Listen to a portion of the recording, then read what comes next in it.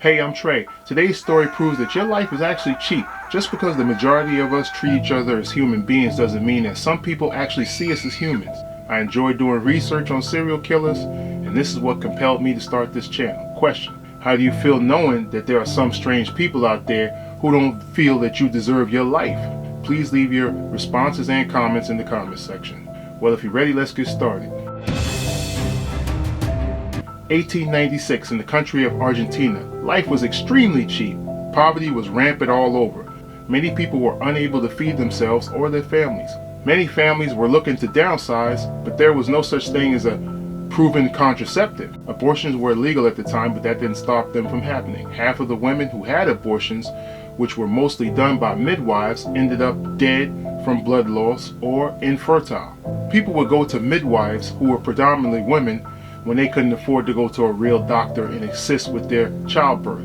For some, it was much safer to have the children. Then after the children were born, the mothers would either sell their children to people who could afford them, put them up for adoption, or kill the children immediately after birth. This especially included women who had either been raped or also had incest. Rape at the time was rampant, and so was incest.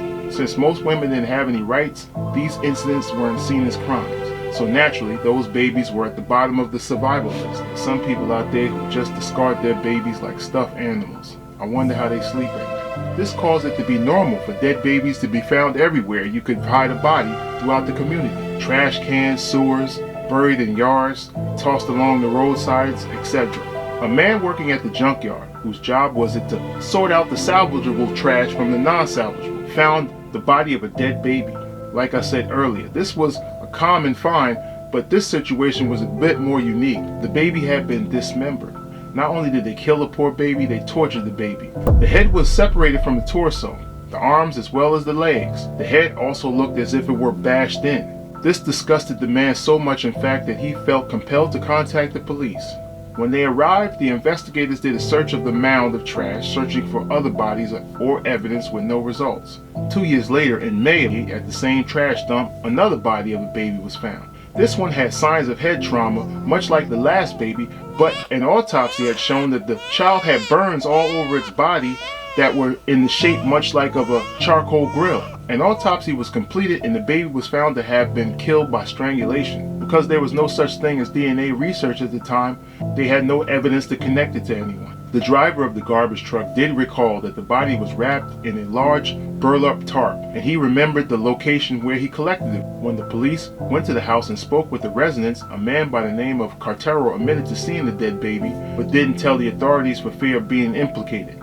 There was no evidence to suggest that the man was involved at the time. The police took a closer inspection of the burlap sack and found anise seeds, which are seeds similar to parsley. This, along with the traction marks left behind from the wheels on the sack, led the authorities to believe that the killer was a streetcar vendor. The police also believed that the vendor was also poor due to the amount of usage. Most other vendors would have discarded the sack a long time ago. These finds focused the authorities to investigate all poor vendors in the general area that sold any parsley seeds. This led them to a man by the name of Catiano Grossi and his wife, Rose. When the couple was questioned by the police, they denied any knowledge of the babies being born to their family. The neighbors provided a different story. They stated that the Grossi family consisted of husband, wife, along with 2 teenage stepchildren, Clara and Catalina, 1 teenage boy by the name of Carlos, and 2 toddlers. They were a very poor family, and the 7 of them shared a room together. Wait a minute, 7 people in one room? Is that even possible? Catiano was known to rape his 2 stepchildren regularly. The wife and 2 children had been pregnant on several occasions by Catiano over the years. So the mother watched her 2 daughters being raped. That's called PPP, piss poor parenting skills. When the neighbors would ask about all the missing children, they would not give any answers. I think that they were too scared to speak because their conscience might all of a sudden kick in. Several weeks prior to the police arrival, Catiano's wife had been pregnant and nearing time to give birth.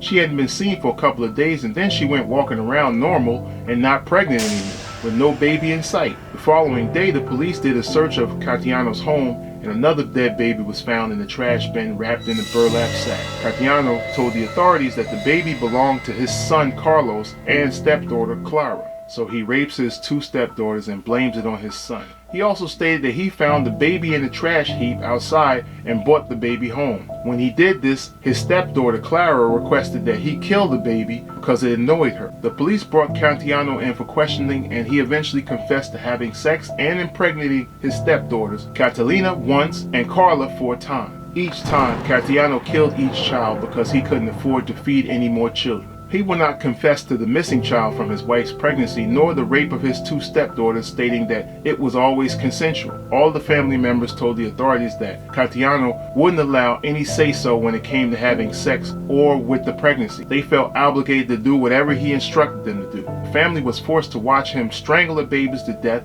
and then toss the bodies into a fire pit. Catalina stopped Catiano from raping their toddler sister on one occasion. Catiano was charged with 5 homicides and was given the death penalty. The wife and 2 daughters were both given 3-year prison sentence. In 1890, he was executed by firing squad. Catiano was the first confirmed serial killer in Argentina. If you enjoy more stories such as these, click on one of the suggested videos above. Please hit subscribe, like, and also notification button so you can be reminded of new content that I upload every Tuesday, Thursday, and Saturday. God bless you and stay safe.